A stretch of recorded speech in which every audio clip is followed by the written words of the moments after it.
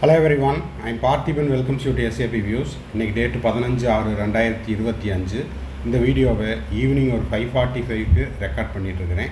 இப்போ பார்த்தீங்கன்னா நேற்று அதாவது 14/6/2025 நீட் யூஜி 2025 ரிசல்ட்டு டிக்ளேர் பண்ணிட்டாங்க. இப்போ ரிசல்ட்டு டிக்ளேர் பண்ணதுக்கப்புறம் நம்ம ஆல் இண்டியா கோட்டானுடைய எக்ஸ்பெக்டட் கட் ஆஃப் எவ்வளவு, ரேங்க் வெர்சஸ் மார்க் எவ்வளவு, இதெல்லாம் போஸ்ட் பண்ணிகிட்ருக்குறோம்.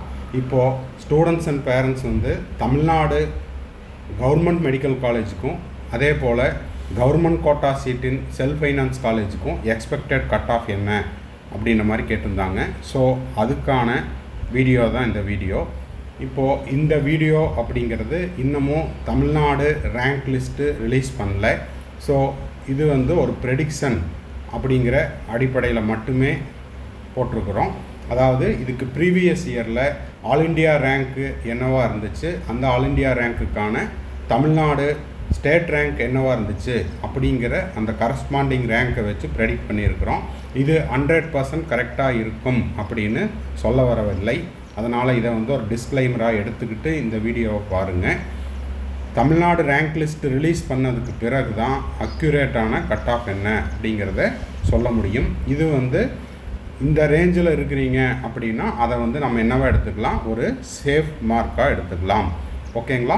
ஸோ இந்த வீடியோ தமிழ்நாடு கவர்மெண்ட் மெடிக்கல் காலேஜுக்கும் கவர்மெண்ட் கோட்டா செல்ஃப் ஃபைனான்ஸுக்குமான expected and safe score after the NEET result. ஏன் அப்படின்னா ஆல்ரெடி நம்ம நீட் எக்ஸாம் முடிஞ்ச உடனே ஒரு எக்ஸ்பெக்டட் கட் ஆஃப் போட்டிருந்தோம்.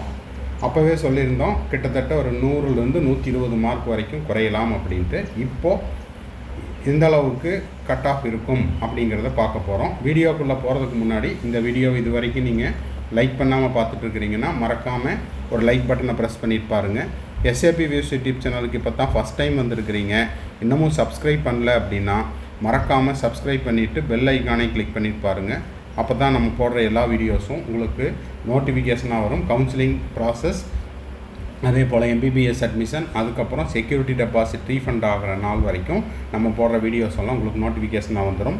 மேற்கொண்டு உங்களுக்கு கவுன்சிலிங் ரெலவெண்ட்டாக பெய்டு சர்வீஸ் தேவைப்படுது, 1-to-1 கவுன்சிலிங் கைடன்ஸ் தேவைப்படுது, ஆர் 1 or 2 டவுட்ஸ் இருக்குது, கம்ப்ளீட் கவுன்சிலிங் கைடன்ஸ் தேவைப்படுதுன்னா ஸ்க்ரீனில் தெரிகிற என்னோடய நம்பருக்கு நீங்கள் காண்டாக்ட் பண்ணி அதுக்கான டீட்டெயில்ஸ் என்னங்கிறதையும் நீங்கள் பெற்றுக்கொள்ளலாம். ஓகே, இப்போது தமிழ்நாடு கவர்மெண்ட் மெடிக்கல் காலேஜுக்கும் கவர்மெண்ட் கோட்டா செல்ஃப் ஃபைனான்ஸுக்குமான expected cut off mark and score என்ன அப்படிங்கிறத இப்போ பார்த்துடலாம். இதுக்கு நம்ம என்ன மாதிரியான டேட்டா எடுத்துருக்குறோம், இந்த டேட்டாவை எடுக்கும்போது எனக்கே ஒரு சில சந்தேகம் இருக்குது. அதை என்ன அப்படிங்கிறதையும் நான் இப்போ சொல்லிடுறேன்.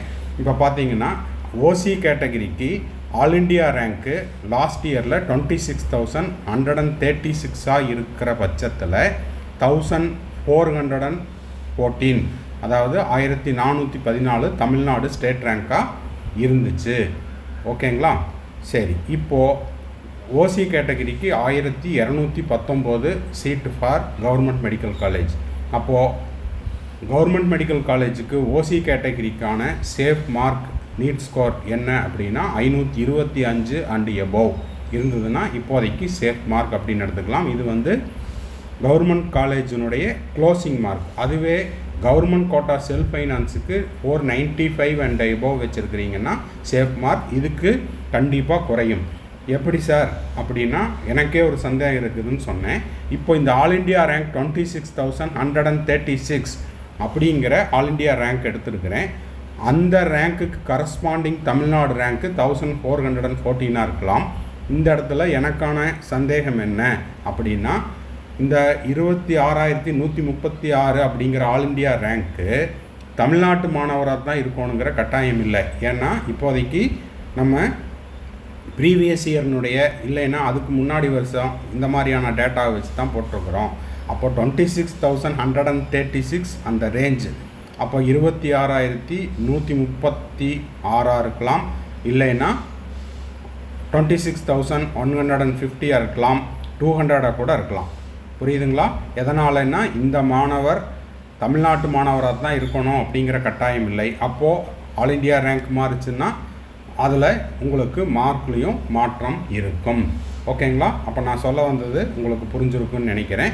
பிசி கேட்டகரிக்கு ஆல் இண்டியா ரேங்க்கு அப்ராக்சிமேட்டாக ஒரு 56,682 அந்த ரேஞ்சில் இருக்குது. இங்கேயும் அதே சந்தேகம்தான். இந்த மாணவர் தமிழ்நாட்டு மாணவராக தான் இருக்கணும் அப்படிங்கிற கட்டாயம் கிடையாது.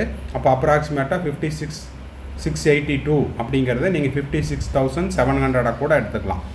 புரியுதுங்களா? இங்கே 26,136 அப்படிங்கிறத 26,150 இருக்கலாம், ஆர் 26,200 கூட இருக்கலாம். ஓகேங்களா? ஸோ அதுக்கான தமிழ்நாடு ஸ்டேட் ரேங்க் வந்து 3,331. பிசி கேட்டகரிக்கு கவர்மெண்ட் காலேஜில் 1042 சீட் இருக்குது. இப்போ பிசி கேட்டகரிக்கான கவர்மெண்ட் காலேஜுக்கான சேஃப் மார்க் என்னென்னா 490 அண்ட் அபவ் இருந்தால் சேஃபு. அதுக்கு கீழேயும் கிடைக்கிறதுக்கான வாய்ப்பு இருக்குது. அது ரேங்க் லிஸ்ட் வந்த உடனே, அதாவது தமிழ்நாடு ரேங்க் லிஸ்ட் வந்த உடனே தான் தெரியும். அதே போல் கவர்மெண்ட் கோட்டா செல்ஃப் ஃபைனான்ஸுக்கு 475 அண்ட் அபவ், இது இன்க்ளூடிங் 4 ப்ரைவேட் யூனிவர்சிட்டியும் சேர்த்து எடுத்துருக்குறோம். புரியுதுங்களா? அப்போ 475 அண்ட் அபவ் இருந்தால் சேஃபு.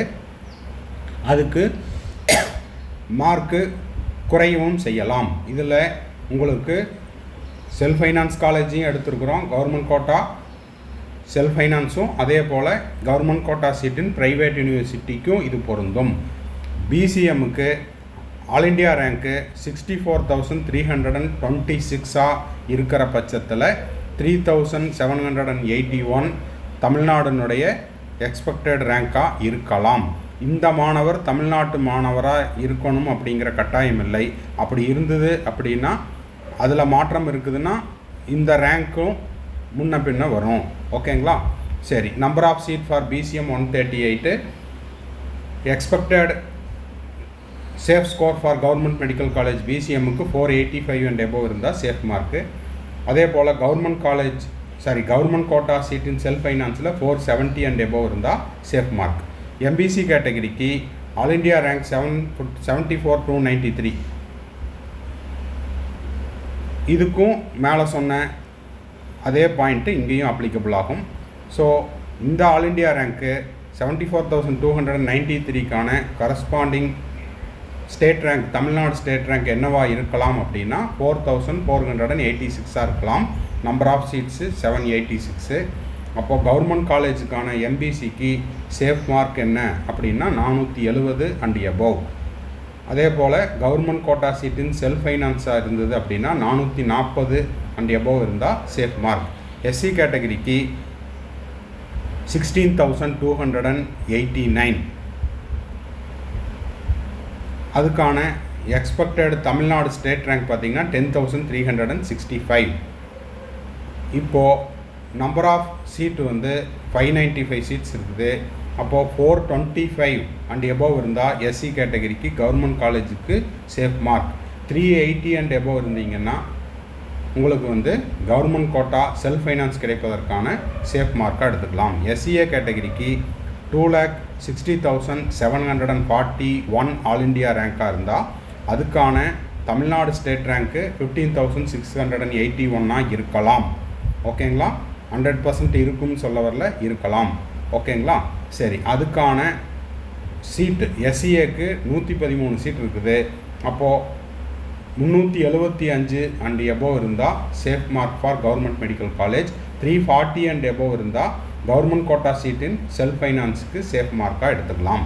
எஸ்சி கேட்டகரிக்கு 2 lakh, எஸ்டி கேட்டகரிக்கு 2,38,798 ஆல் இண்டியா ரேங்காக இருக்கும் பட்சத்தில் 14,702 தமிழ்நாடு ஸ்டேட் ரேங்காக இருக்கலாம். இங்கேயும் அதே தான். இந்த ரேங்க்கில் முடிகிற நபர் தமிழ்நாட்டை சேர்ந்த மாணவராக இருக்கணும் அப்படிங்கிற கட்டாயம் இல்லை. அப்படி இல்லாத பட்சத்தில் இந்த ரேங்க்கில் வேரியேஷன்ஸ் இருக்கும். இந்த ரேங்க்கில் வேரியேஷன்ஸ் இருந்தால் இந்த மார்க்லேயும் வேரியேஷன்ஸ் இருக்கும். ஓகேங்களா? எஸ்டி கேட்டகரிக்கு கவர்மெண்ட் காலேஜில் 39 சீட்டு.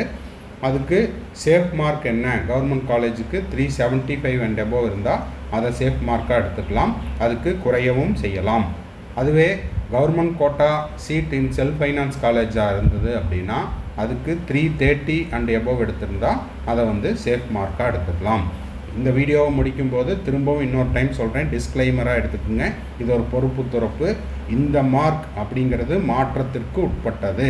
இது கடந்த ஆண்டினுடைய ஆல் இண்டியா ரேங்க்குக்கும் தமிழ்நாடு ஸ்டேட் ரேங்க்குக்கும் எவ்வளோ மார்க் இருக்கலாம் அப்படிங்கிறது ஒரு ப்ரெடிக்ஷன் மட்டுமே.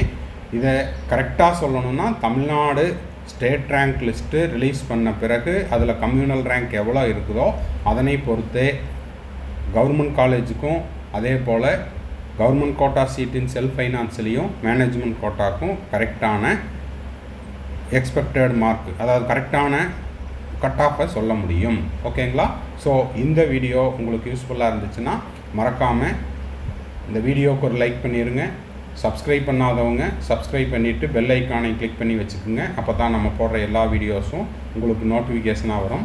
Counselling process, MBBS admission, security deposit, refund ஆகிற நாள் வரைக்கும் எல்லா வீடியோஸும் உங்களுக்கு நோட்டிஃபிகேஷனாக வந்துடும். வீடியோவை உங்கள் friend circle, relative circle, neighbour சர்க்கிளில் யாரெல்லாம் நீட் ஆஸ்பிரன்ஸ் இருக்காங்களோ அவங்களுக்கும் ஷேர் பண்ணுங்கள். மேற்கொண்டு உங்களுக்கு கவுன்சிலிங் ரெலவெண்ட்டாக பெய்டு சர்வீஸ் தேவைப்படுது, கம்ப்ளீட் கவுன்சிலிங் கைடன்ஸ் தேவைப்படுதுன்னா ஸ்க்ரீனில் தெரிகிற என்னோடய நம்பருக்கு நீங்கள் காண்டாக்ட் பண்ணி உங்களுக்கான டவுட்ஸை த்ரூ பெய்டு சர்வீஸில் கிளாரிஃபை பண்ணிக்கலாம். தேங்க்ஸ் ஃபார் வாட்சிங். Bye, see you, have a nice day. மறுபடியும் அடுத்த வீடியோவில் அடுத்த ஒரு அப்டேட்டோட மீட் பண்ணுறேன்.